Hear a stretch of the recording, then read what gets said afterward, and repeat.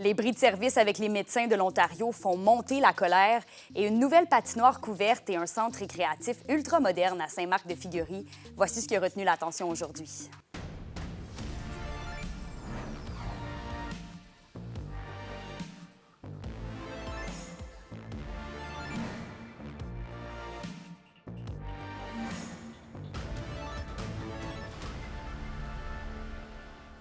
Ici Kémilia La Liberté et voici vos informations. On revient sur le dossier des bris de service avec les médecins de l'Ontario pour des citoyens du sud du Témiscamingue.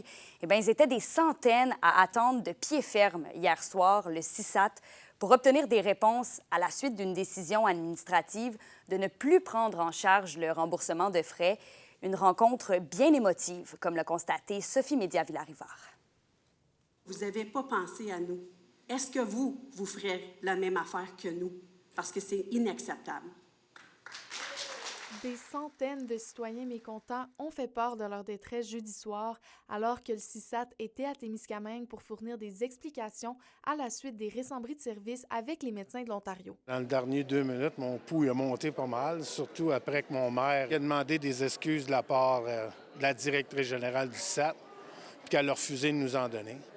Après toute la magouille qu'ils ont faite, tout préparer ces affaires-là, dans notre dos, pas demander aucune consultation en population. I'm glad that they were here. I feel that the answers weren't complete. I also feel that the feasibility of their decision doesn't make sense because, as far as I'm concerned, there's going to be bigger expenses. They're going to have more expenses. And I have family up north and friends up north, and all those hospitals are having enormous amounts of problems. Rouen with the fire in the maternity ward. Where are they going to send everybody? There's no way they can help us. Le CISAT a répété que tous les rendez-vous qui étaient prévus avec des spécialistes seront transférés à une date similaire dans la région. Quand on parle de délai d'attente pour des services électifs, donc des services non urgents, oui, il peut y avoir des différences, mais lorsqu'il est question d'un besoin urgent, d'un suivi qui est requis maintenant ou qui est requis dans un court délai, on va pouvoir y répondre, puis on va répondre aux besoins de la population. On est bien conscient que électif ne veut pas dire que c'est sans impact pour la personne. Les citoyens sont demeurés sceptiques. On n'est pas tous bilingues et c'est loin en tabaslac quand tu es malade. Entre autres parce qu'ils ont appris que le budget alloué à la rémunération des médecins en Ontario était de 250 000 $. C'est quoi le raisonnement là-dedans? 250 000 $ pour mettre la vie de nos citoyens en danger. Il y a des gens qui se sont fait canceller le traitement d'oncologie.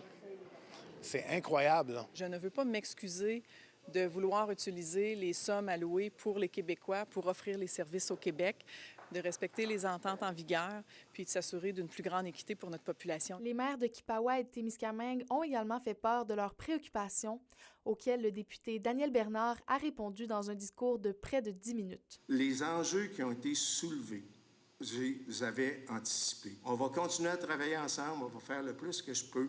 Une adresse courriel et un numéro de téléphone spéciaux ont été mis en place pour aider les personnes concernées. Et bien que l'inquiétude soit encore palpable dans la population, le CISAT assure que des suivis seront faits assez rapidement. Sophie Média-Villarivard, RNC Nouvelles, à Témiscamingue. Et à Saint-Marc-de-Figuerie, la communauté a célébré l'inauguration du centre récréatif Dominique Boutin, un projet attendu depuis longtemps, réalisé grâce à une forte mobilisation citoyenne, mais aussi au soutien des gouvernements. Le centre rend hommage, oui, à Dominique Boutin, un citoyen décédé en 2017, dont la vision d'une patinoire couverte a inspiré tout le village. Un reportage de Zachary Desrosiers.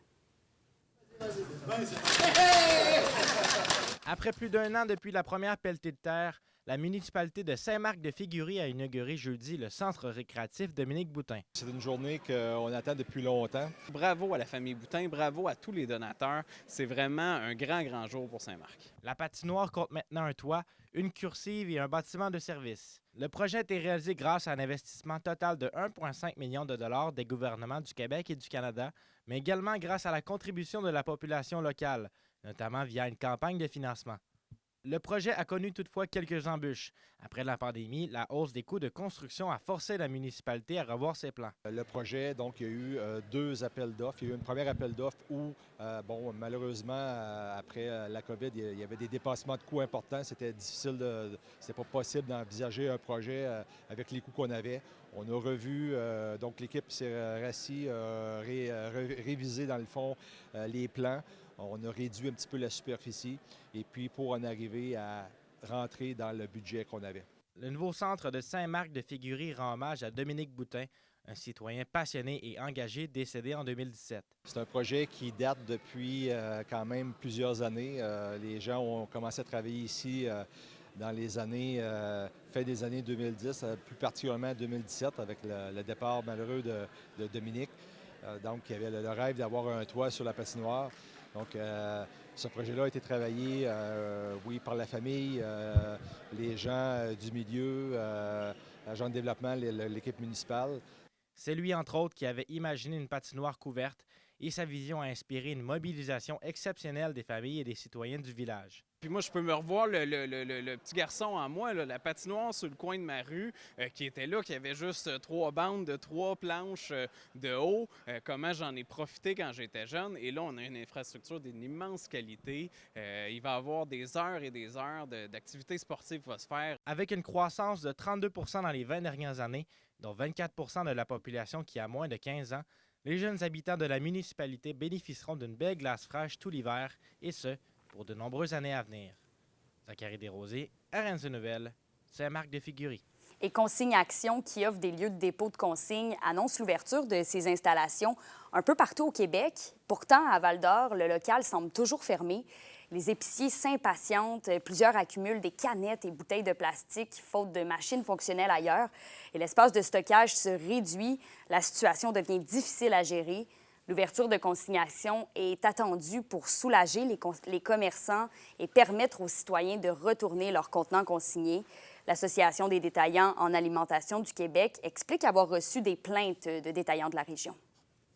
En fait, quand on rentre dans un magasin, il y a une portique à l'entrée. On voit déjà maintenant que de plus en plus de personnes qui sont en magasin. Parfois, il y a des files d'attente, faute d'avoir un système, si on veut, qui est capable de suffire à cette demande-là, qui est beaucoup plus grande maintenant. Ça, c'est la première des étapes. Ensuite, ce qu'on ne voit pas comme consommateur, c'est l'arrière-boutique, l'arrière-magasin, qui était déjà très rempli. C'est des espaces qui sont très exigus. Et maintenant, en fait, on a un nombre très élevé de contenants qui est retourné en magasin. Donc, certains marchands ne sont pas en mesure d'avoir plus d'espace dans l'arrière-magasin. Pour le cas de Val-d'Or, c'était une question de recrutement. Je comprends les informations que j'ai, c'est qu'on est en cours de préparation d'ouverture, donc les équipes sont en formation.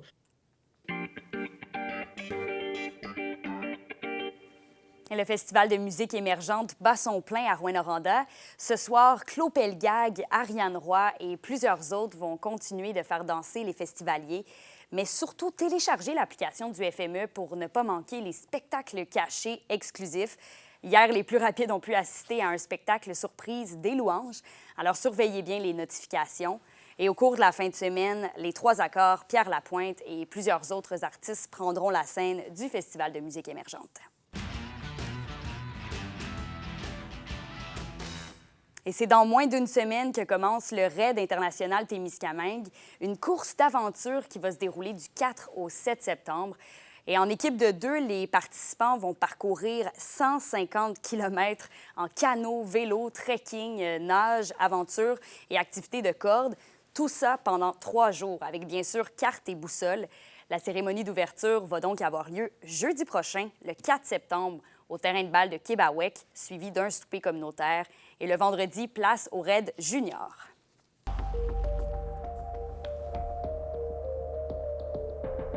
Eh bien, bonne nouvelle, on a de la belle température qui nous attend cette fin de semaine. Mais pour l'instant, ce soir, c'est quelques nuages partout en région, minimum plus 4 degrés Celsius en Abitibi et plus 6 au Témiscamingue. Pour demain, on aura un beau samedi plein soleil, oui, des températures autour de 20-21 degrés. Et pour dimanche, c'est toujours du soleil, maximum de 24 en Abitibi et de 23 au Témiscamingue. Profitez bien de ce beau week-end qui nous attend. Il faut profiter des derniers moments de l'été. Et en terminant, je vous annonce que c'est André Audet qui sera à l'antenne du nouveau Abitibi-Témiscamingue. Il sera avec vous pour vous informer dès mardi prochain. Soyez là. Je vous souhaite de passer une très belle soirée.